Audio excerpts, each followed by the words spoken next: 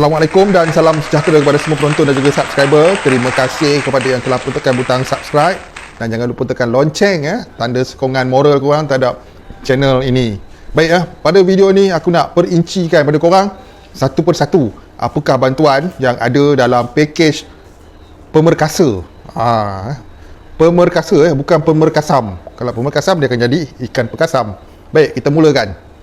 Nombor 1 permulaan bantuan untuk golongan B40 yang berpendapatan di bawah RM1,000 akan mendapat tambahan RM500 di dalam bantuan Prihatin Rakyat BPR mereka. Itu yang pertama. Yang kedua pula ialah bantuan sebanyak RM500 terhadap golongan B40 yang hilang pekerjaan. Jadi bagi mereka yang hilang pekerjaan akan mendapat RM500. Bagaimana kerajaan nak mengenal pasti golongan ini? Itu terpulang pada pihak kerajaan nak menentukan macam mana kriteria pemilihan mereka untuk memilih orang yang layak menerima RM500 yang hilang pekerjaan ni. Yang pasti dia melibatkan maklumat silang antara cadar BSP dan Perkeso untuk mengesan orang yang hilang pekerjaan. Yang ketiga tentang subsidi pembelian telefon pintar untuk keluarga yang mempunyai anak yang bersekolah. Jadi bantuan ini pun diberi juga sebanyak RM300 untuk memiliki telefon pintar baru. Itu yang ketiga. Yang keempat peruntukan sebanyak RM30 juta bagi meluaskan perkhidmatan klinik bergerak di seluruh negara. Jadi klinik bergerak ni kalau kita nak tahu dia adalah sebuah bas bas ekspres yang di makeover sebagai satu hospital. Ada katil, ada segala-gala peralatan di dalam tu, dan itulah adanya hospital bergerak. Kalau korang pergi kat mana-mana klinik kesihatan atau hospital, korang nampak bas yang macam tu, itu ialah klinik bergerak nama dia. Itu yang keempat. Yang kelima pula, bagi golongan yang terkena COVID-19 dan dikuarantinkan di rumah, akan mendapat bayaran RM50 sehari. Maksudnya kalau 14 hari kena kuarantin, 14 hari kali RM50. Banyak juga tu kan. Jadi itu ialah salah satu juga bantuan dalam pakej perkasa pula. Yang keenam pula ialah Jabatan Kebajikan Masyarakat JKM akan melantik 2,500 petugas.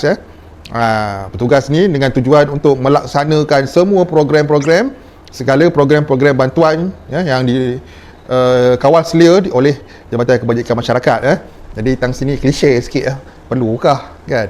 Sebab selama hari ni pun bantuan JKM ramai orang yang mengadu lambat. Jadi semoga dengan adanya lantikan 2,500 orang ni, segala permohonan bantuan akan berjalan cepat, terutamanya bakul makanan yang nampaknya masih kosong.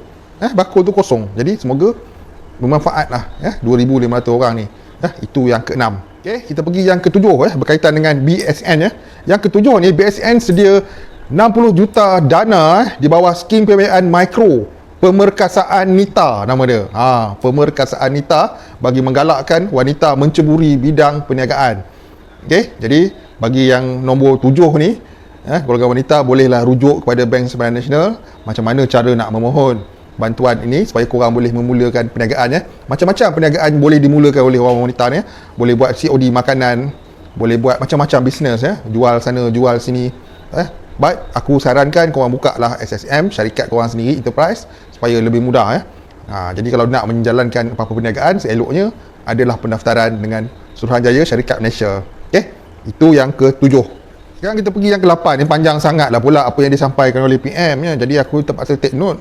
Dan bila aku terpaksa take note, aku terpaksa pandang-pandang jeling-jeling pada point dia. Sekarang kita pergi pada yang ke-8. Yang ke-8 itulah kerajaan akan menyediakan RM10 juta dana padanan 70% bagi usahawan wanita yang bekerja sendiri di bawah skim Perkeso. Jadi apa maksud dia? Jadi bagi wanita yang bekerja sendiri tapi dia bukan mencarum, dia membayar Perkeso, maka dia akan mendapat dana untuk meluaskan perniagaan mereka. Itu je lah yang aku boleh faham kan daripada ayat tersebut. Yang ke-9 pula bagi orang OKU had kelayakan gaji maksimum dan bagi allowance pekerja OKU akan dinaikkan daripada 1,500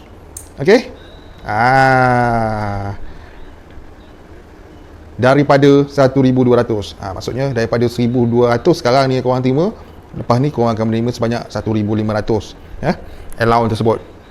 Yang ke-10 tentang golongan OKU juga ya. Bagi golongan OKU yang ingin menceburi bidang perniagaan, mereka dikecualikan daripada sebarang bayaran untuk mendaftar di SSM ya, di Suruhanjaya Syarikat Malaysia. Mereka tidak dikenakan apa-apa bayaran ya, tapi kenalah bersyarat iaitu OKU ya. Bagi golongan OKU yang ingin menceburi perniagaan, anda digalakkan oleh pihak kerajaan dan tiada sebarang bayaran dikenakan untuk pendaftaran tersebut berbanding dengan golongan biasa yang kena bayaran. Yang ke-11 bagi program e-belia kerajaan menaikkan bayaran kredit daripada jumlah asalnya RM100 kepada RM150. Jadi bayaran baru yang akan diterima dalam program e-belia ni, kredit e-belia ni sebanyak RM150. Itu yang ke-11. Yang ke-12 ni masih tentang bantuan untuk OKU juga jadi dengan ini kita nampak golongan OKU diberi keutamaan untuk memulakan kehidupan dan perniagaan Jadi bagi golongan OKU 25 juta skim mikrokredit istimewa untuk ceburi perniagaan dengan had pembiayaan sehingga RM50,000.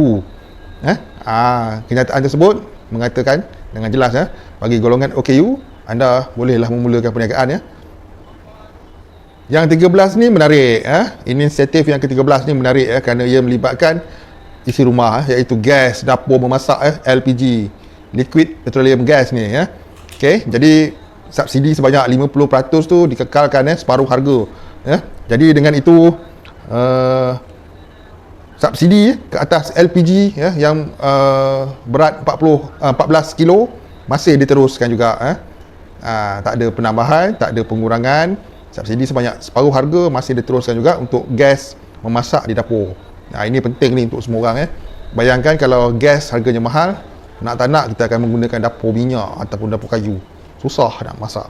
Okey, yang ke-14 banyak inisiatif yang disediakan oleh pihak kerajaan kalau kita nak revise balik tapi ialah PM cakap tak ringkas. Aku cakap dalam keadaan ringkas supaya mudah faham Baik, nombor yang 14 kerajaan tanggung jumlah subsidi RM3 bilion dengan penetapan harga siling RON 95 minyak kereta yang pakai dan diesel bagi lindungi pengguna daripada kenaikan harga petrol. Jadi ini penting jadi harga petrol dan diesel perlulah dijaga harga silingnya, kerana jika tidak dijaga, kena ingat kenaikan minyak petrol dan diesel akan menyumbang kepada kenaikan harga barang.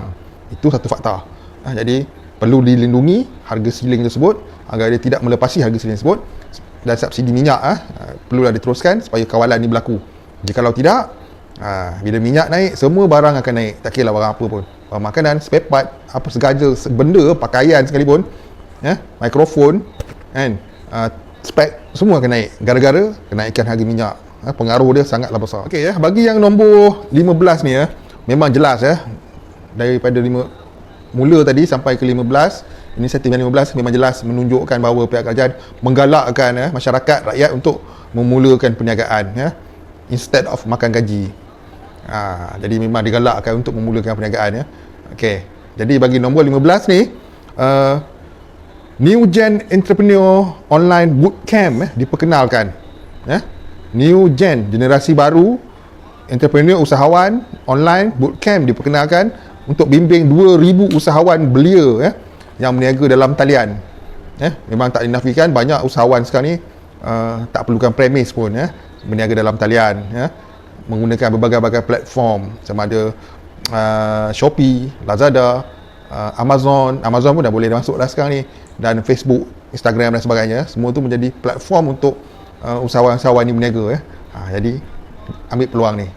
Dan seterusnya nombor 16 dia bagi pemerkasa ni, dia khusus kita boleh nampak dia khusus kepada membangunkan dia bukan lebih kepada memberi wang tunai, tapi untuk membangunkan insan membangunkan rakyat untuk membuka peluang-peluang perniagaan dan pekerjaan Okey, baik, bagi nombor 16 ni apa yang diperuntukkan oleh kerajaan ialah 60 juta dana tambahan bagi perluas program pemerkasaan ekonomi komuniti.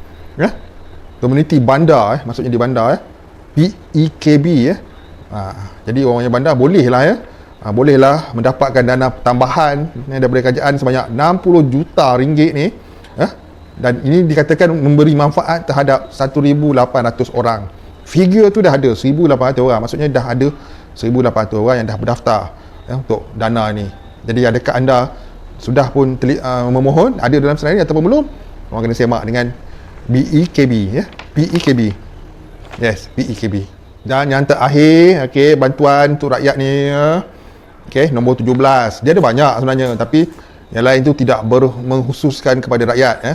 Apa yang aku sampaikan ni mengkhusus kepada rakyat, ya. Nombor 17, ya. Aku ambil yang terakhir lah, ya. Ada banyak yang lain lagi, tapi itu semua tak secara langsung. Okey, ini secara langsung bantuannya. Tapi bukan dalam bentuk wang tunai juga, tapi bantuan peluang-peluang. Okey, baik, bagi nombor 17 pula ialah kerajaan perkenal skim pembiayaan mikro pemerkasa belia. Pemerkasa belia, ya. Okey, untuk bantu mereka ceburi bidang perniagaan. Nampak tak? Perniagaan lagi. Again and again and again, it's all about a business. Semuanya tentang memulakan perniagaan. Ya, jelas dan nyata. Nampak tak? Package pemerkasaan ni, dia ialah satu package untuk membangunkan rakyat, ya, supaya tidak mengharapkan semata-mata bantuan tunai saja. Itulah adanya yang cuba disampaikan oleh kerajaan sekarang ni, ya.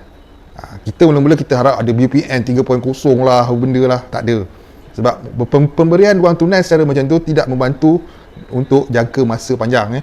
Dia membantu dalam jangka masa pendek. Tapi bantuan-bantuan yang seperti yang aku sebut tadi, daripada mula nombor 1 sampai nombor 17 ni, dia lebih kepada untuk membantu rakyat dalam jangka masa panjang, untuk menjana pendapatan, membina balik ekonomi negara secara tidak langsung, ya. Jadi itu saja, daripada aku tentang 17 bantuan untuk rakyat, ya, yang disediakan dalam package pemerkasaan. Ya. Sekian, ya, semoga apa yang aku sampai ni ringkasan, ya, daripada apa yang disampaikan oleh Perdana Menteri, ya. Sebab PM cakap agak laju je kan, lancar je, ramai yang susah nak faham, nak tangkap. Jadi aku ambil poin-poin, ya. Aku ambil inisiatif yang membantu rakyat secara terus, kalau kita perhatikan, ya. Tapi tak mestinya secara terus tu dalam bentuk wang tunai ringgit cash, tapi dalam bentuk berusaha untuk mendapatkan, untuk menjalankan, untuk menjana pendapatan. Itu yang dimaksudkan. Sekian, semoga bermanfaat apa yang aku sampaikan ni. Dan jangan lupa tekan subscribe dan like dan komen lah. Komen tu komen elok sikit, kan? Komen sembrono tak elok, Sekian. Assalamualaikum dan salam sejahtera. Bye bye.